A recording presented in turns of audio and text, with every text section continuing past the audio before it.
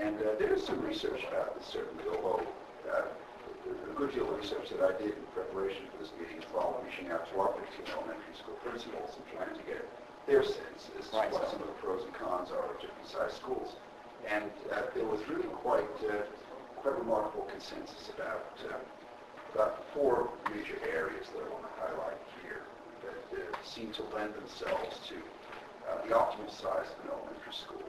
Being somewhere in the range about 350 to 400 students. Doesn't mean that you can't do it at 425 or 450 or 275 or 300, but that there are different issues that might arise. So what I'm about to say really pertains to an elementary school of about 350 to 400 students.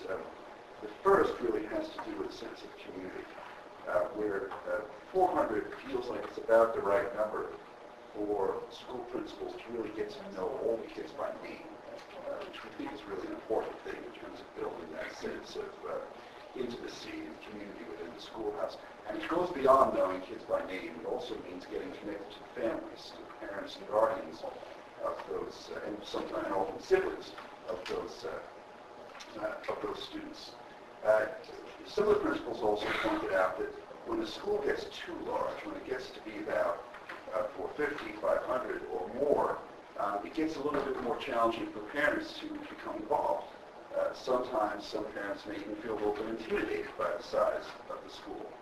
Sometimes parents may think, well, there's 500 kids here, there's a lot of parents here, maybe someone else will take care of the bake sale or the school council or the PTO.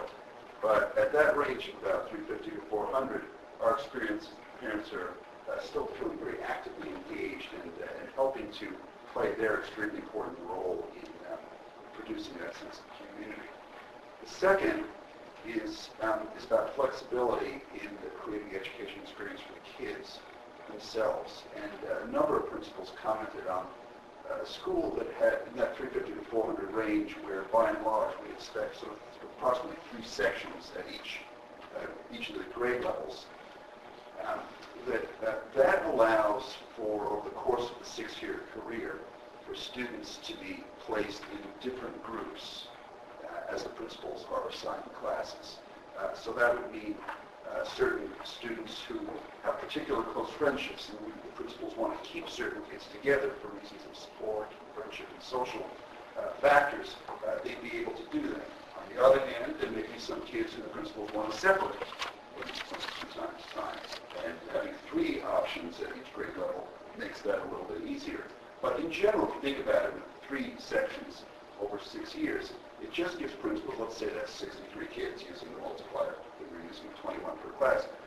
That means that the principal is going to have a number of different permutations that they're able to apply in building those classes, so that over that 6-year career, any one student is probably going to get to know all 62 of his or her classmates and have experienced class with them, but not to get, let's say, sort of overexposed to any 1 or 2 or small group of students. The third is our principals are very active participants in the life of the school. And I know that when I visit schools, it's very clear to me that these are people who are not in any way office bound or desk bound. Our principals like to be out in the hallways, out in the classrooms, visiting classes, working with teachers, working with kids. And that in that school where you've got about 350 to 400, it's usually true, I think, that principals can probably get into every classroom every day. Not only for an extended period for long observation, but at least to check in, to see how the kids are doing, to see what's going on with the teacher, and so on. And so that feels like it's very important in terms of helping with a sense of collegiality that we want to produce in the schools. That size also produces collegiality in terms of allowing good groupings of teachers to meet in grade level groups or other groups. And even a team of 3 teachers is naturally going to add more diversity and comfort than a team of just 2 teachers at a grade level, where maybe those teachers are our best friends, those 2, but maybe they're not. And sometimes the third person can be a very nice influence upon that. And then finally, there are some logistical issues when schools get either too big or too small. And these tend to be addressed in that mid-sized school that I was describing, the 350 to 400 range. It can be sometimes tough to schedule specialists in a school that's too small. By specialists, I mean music teachers, art teachers, phys ed teachers, and so on. And that you have a little bit more of a critical mass of students, it produces more options for the principal to schedule those specialists into the classes. On the other side, when a school gets too large, you sacrifice a little bit of the opportunity for old school events, such as assemblies, or lunchtime, or playground time. You want to have a certain number of kids. Everyone needs to get onto the playground. Everyone needs to have lunch. But when you have too many kids on the playground, that causes a problem. Too many kids in the cafeteria where we have them, that causes a problem.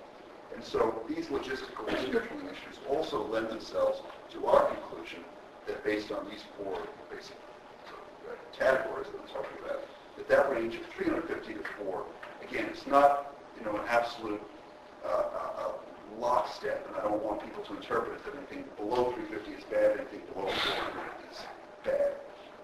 But that's the optimal range,